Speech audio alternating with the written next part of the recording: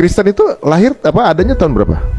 Kalau Kristen itu menurut pengakuan mereka, mereka mengatakan bahwa Kristen itu adalah pengikut Yesus. Ya. Pengakuan mereka ya. Ya. Tapi Bible mengatakan bukan. Kristen itu pengikut Paulus. Kisah Para Rasul 11 nomor 26. Setahun lamanya mereka tinggal di Turki, Antioquia. Murid-murid Paulus disebut Kristen. Jadi bukan Yesus justru. Bukan. Wow.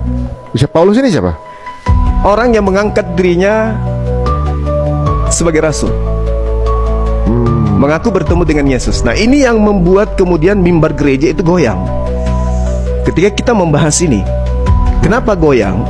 Karena di dalam Bible, Bang Dinda, Yesus itu berpesan sebelum dia terangkat ke langit kepada muridnya, waspadalah kepada penyesat yang datang kepadamu dengan memakai namaku. Jangan kau percaya kepada dia. Dia ngomong begitu? Iya, di dalam Lukas 21 nomor 8. Nah, silakan dicek para pendeta. Waspadalah kepada penyesat yang datang kepadamu, yang memakai namaku dan berkata, akulah dia.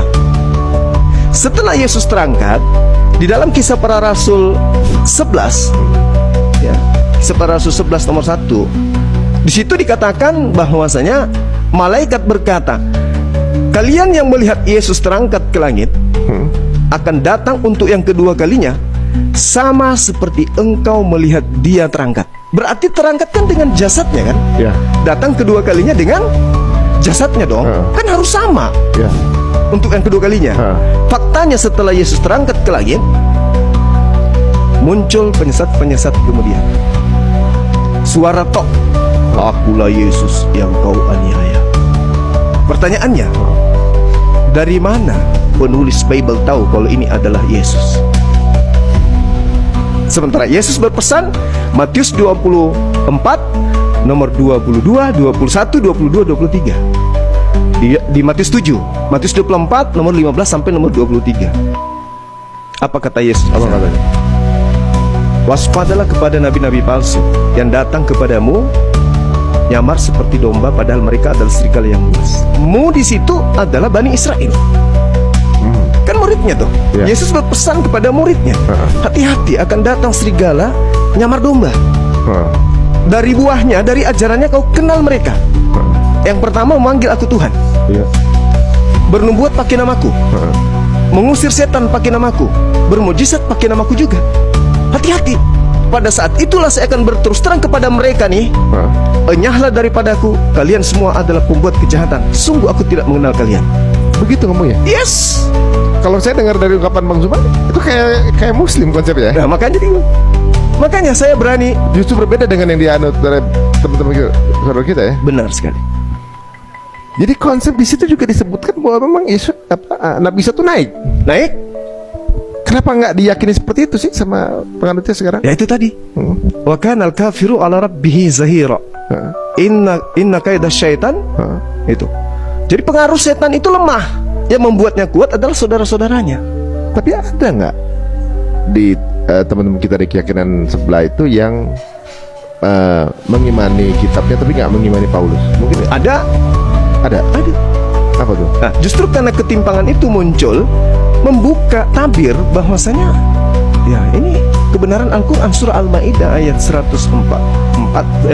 14 bahwa orang-orang yang mengaku sebagai Nasrani, pada diri mereka aku tanamkan rasa kebencian di antara mereka sampai hari kiamat. Wa minan nasi man yattakhidhu min dunillahi andadan yuhibbunahum ka hubbillah walladzina amanu ashaddu hubban lillah walau yaral ladzina zalamu id yarawna al-'adzab anna al-quwwata lillahi jami'a wa anna allaha syadidul 'adzab. Surat Al-Baqarah ayat 165.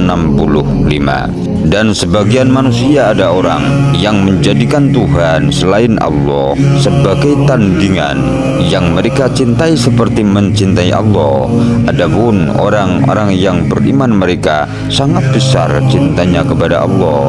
Sekiranya orang-orang yang berbuat zalim itu melihat ketika mereka menyaksikan azab pada hari kiamat bahwa kekuatan itu semuanya milik Allah dan Allah sangat berat azabnya, niscaya mereka menyesal.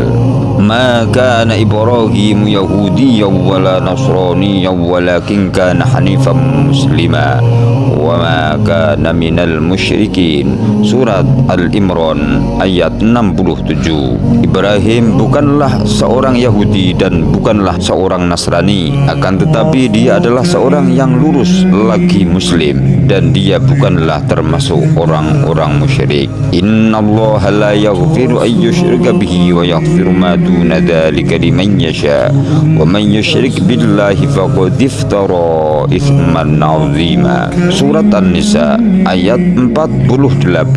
Sesungguhnya Allah tidak akan mengampuni dosa karena mempersekutukannya syirik, dan dia mengampuni dosa yang selain syirik itu bagi siapa saja yang dia kehendaki. Barang siapa mempersekutukan Allah, maka sungguh dia telah berbuat dosa yang besar. Wa'budullaha wa la tusyriku bi syai'an wa bil walidaini ihsana wa bidzil qurba wal yatama wal masakin wal jari dzil qurba wal jaril junubi was sahibi bil jambi wa ibnis sabil wa ma malakat aymanukum innallaha la yuhibbu man kana mukhtalan fakhura. Surat An-Nisa ayat 36. Dan sembahlah Allah dan janganlah mempersekutukannya dengan sesuatu pun, dan berbuat baiklah kepada kedua orang tua, kerabat karib, anak-anak yatim, orang-orang miskin, tetangga dekat dan tetangga jauh, teman sejawat, ibnu sabil, dan hamba sahaya yang kamu miliki. Sungguhnya Allah tidak menyukai kepada orang yang sombong lagi membanggakan diri. Ancaman utama bagi penyembah selain Allah, syirik, adalah diharamkan masuk surga, kekal di neraka, dan dosanya tidak diampuni jika terbawa mati. Syirik adalah dosa terbesar, menjadikan pelakunya musyrik dan kafir. Allah berfirman bahwa barang siapa berbuat syirik, tempat kembalinya adalah neraka tanpa penolong. Berikut adalah rincian ancaman bagi orang yang menyembah selain Allah. Diharamkan masuk surga. Allah menegaskan dalam Al-Quran surat Al-Ma'idah ayat 72 bahwa surga haram bagi orang yang menyekutukannya. Innallaha la yaghfiru an yushrika bihi wa yaghfiru ma duna dzalika liman yasha wa man yusyrik billahi faqad iftara itsman 'azima. Sesungguhnya Allah tidak akan mengampuni dosa karena mempersekutukannya syirik, dan dia mengampuni apa dosa yang selain syirik itu bagi siapa yang dia kehendaki. Barang siapa mempersekutukan Allah, maka sungguh dia telah membuat dosa yang besar. Surat An-Nisa 48.